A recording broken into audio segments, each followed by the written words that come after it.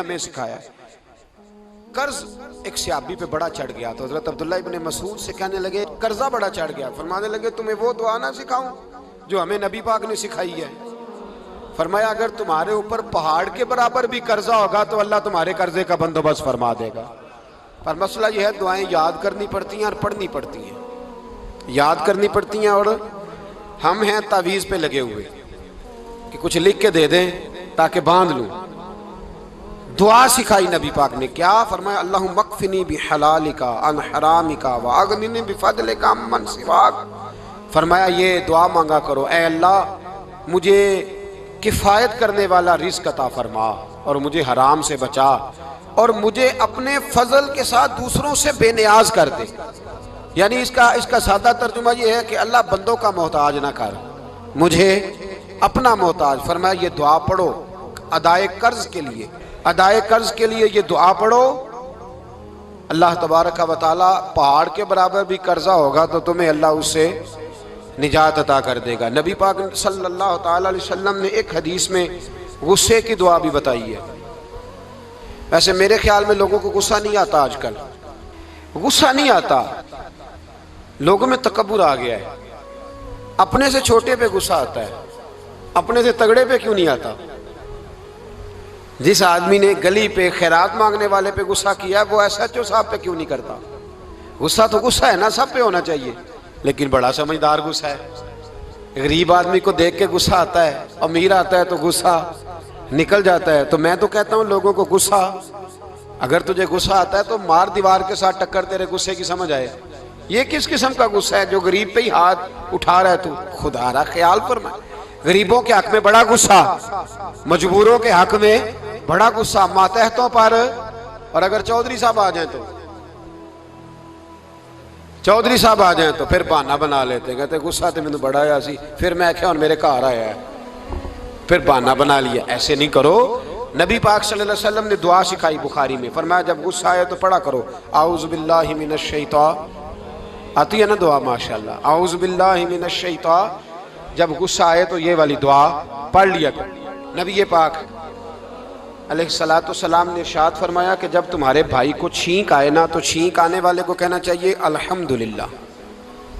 چھینک آئے اس نے کیا کہنا ہے؟ یاد ہو جائے گا، کیا کہنا ہے؟ الحمدللہ۔ اور جو سنے اس نے کہنا یرحمک اللہ، کیا کہنا ہے؟ یرحمک اللہ، اللہ تجھ پہ رحم کرے، یہ پڑھنا ہے اس نے۔ حضرت عبداللہ بن مبارک رحمۃ اللہ تعالی علیہ نا دریا کے کنارے کھڑے تھے، کشتی سے اترے تھے ابھی اور وہیں کھڑے تھے، تو ایک آدمی، دو چار لوگ کشتی میں کنارے سے آپ کے پاس سے گزرے تو ایک کو چھینک آئی، اس نے کہا الحمدللہ۔ اب سنت ہے کہ جواب دو یرحمک اللہ، اللہ تیرے اوپر رحم فرمائے، جواب دینا تھا، لیکن وہ کشتی تیزی سے گزر گئی۔ حضرت عبداللہ بن مبارک رحمۃ اللہ تعالی علیہ نے ملاح کو بلایا، فرمانے لگے اس کشتی کا پیچھا کرنا ہے۔ وہ کہنے لگا سواریاں بیٹھیں گی تو جاؤں گا۔ اس زمانے میں جو پوری کشتی کا ایک سائڈ کا کرایہ تھا وہ 5 دینار تھا۔ فرمانے لگے تو نہ اس طرح کر، اسپیشل مجھے لے جا بٹھا کے۔ کیا لے گا؟ اس نے کہا 20 دینار لوں گا۔ فرمایا 20 ہی دوں گا۔ اس کشتی کا پیچھا کیا اور جس آدمی کو چھینک آئی تھی نا اس سے جا کے یرحمک اللہ کہا، اس نے جواب میں جزاک اللہ کہا، تو آپ فرمانے لگے میرا کام ہو گیا، واپس چلا۔ ملا دنیا دار تھا، وہ سوچنے لگا، پہلے تو اس نے سوچا میرا کیا ہے، 20 دینار تو ان کے گئے ہیں، لیکن جب اترنے لگے نا تو 20 دینار دیے یا 20 درہم دیے، تو وہ کہنے لگا حضرت جی صرف ایک لفظ کہنے کے لیے آپ نے اتنا پیسہ خرچ کر دیا؟ فرمایا لفظ کہنے کے لیے نہیں، اپنے مصطفیٰ کی سنت ادا کرنے کے لیے، اپنے نبی پاک علیہ السلام کی سنت ادا کرنے کے لیے۔ یرحمک اللہ، اللہ تیرے اوپر رحمت کرے۔ کس طرح کا خوبصورت انداز سکھایا۔ دیکھیے ایک حدیث ترمذی شریف میں نبی پاک صلی اللہ علیہ وسلم نے فرمایا کسی بیمار کو دیکھ کے یا کسی مصیبت میں مبتلا آدمی کو دیکھ کے تم یہ دعا پڑھ لو، تمہیں کبھی وہ مصیبت نہیں آئے گی۔ کیسی خوبصورت دعا ہے۔ کسی مصیبت زدہ کو، بیمار کو دیکھ کے پڑھو، تمہیں کبھی وہ مصیبت، الحمدللہ الذی عافانی مما ابتلاک بہ وفضلنی علی کثیر ممن خلق تفضیلا۔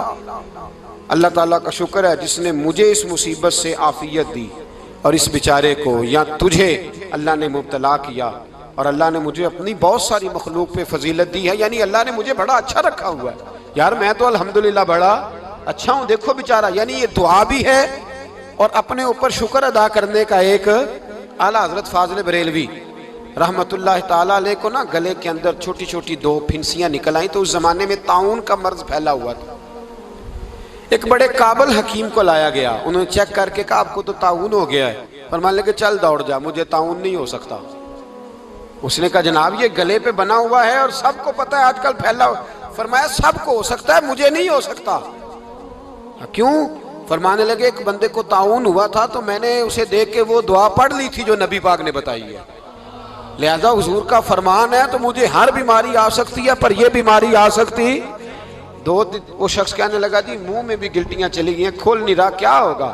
اعلیٰ حضرت نے کالی مرچ منگوائی، اسے پیس کے زبان کے نیچے رکھا تو ساری بیماری دور ہو گئی۔ فرمانے لگے بلاؤ نہ ذرا اس حکیم کو جو کہتا تھا طاعون ہو گیا ہے، وہ تو صحیح ہوتا ہی نہیں اتنی جلدی۔ فرمایا ہر چیز بدل سکتی ہے پر میرے نبی کا فرمان نہیں بدل سکتا، میرے رسول پاک علیہ السلام کا فرمان نہیں بدل سکتا۔ تو عزیز دوستو نبی پاک، اب بڑی خوبصورت بات آئی، ساری خوبصورت تھی، بڑی پیاری بات آئی۔ دنیا میں سب سے حسین چہرہ اللہ نے اپنے رسول کو عطا فرمایا ہے۔ نبی پاک کا چہرہ بھی حسین ہے، مکھ چند بدر شاہ شانی ہے، متھے چمک دی لاٹ نورانی ہے، کالی زلف تے اکھ مستانی ہے، مخمور اکھی ہیں مد بھری۔ پیارا چہرہ ہے حضور کا، جتنا چہرہ پیارا تھا اتنے ہی حضور کے اخلاق بھی بڑے پیارے تھے۔ لیکن میرے نبی پاک علیہ السلام جب آئینہ دیکھتے، کیا دیکھتے؟ حضور جب آئینہ دیکھتے، ہمارے نوجوان بھی سارا دن آئینے کے آگے کھڑے رہتے ہیں، کبھی بال اس طرح کے بناتے ہیں کبھی اس طرح کے۔ تو میرا کئی دفعہ دل کرتا ہے کہ میں ان سے کہوں کہ تو آئینے کو کہہ رہا ہے جھوٹ بول، پر وہ کیسے بولے؟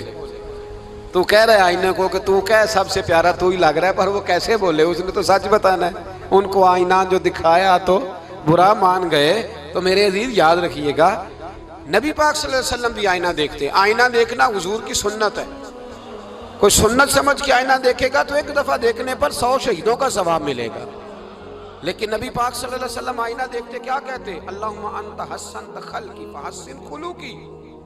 یا اللہ، یہ دیکھیں حضور نے ہمیں سکھایا ہے، یا اللہ جس طرح تو نے میری